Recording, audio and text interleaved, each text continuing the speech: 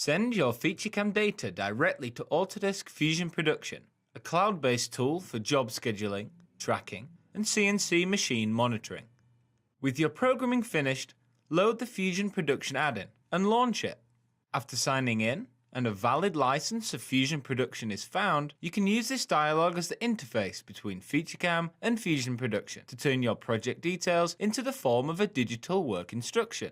From here, there are a number of things that you can tell the operator about the job. Firstly, assign your job to a tenant. Each option in the drop-down corresponds to a different factory, as set up within Fusion Production. A workstation is then selected to process your job.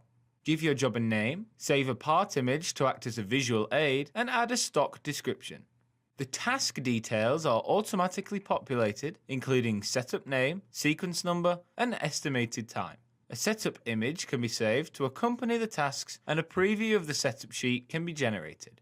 Press Send to Fusion Production to transfer the information. Once inside Fusion Production, you can edit your work instruction by adding other tasks that are needed to complete the part, adding a description, and attaching files for the work instruction.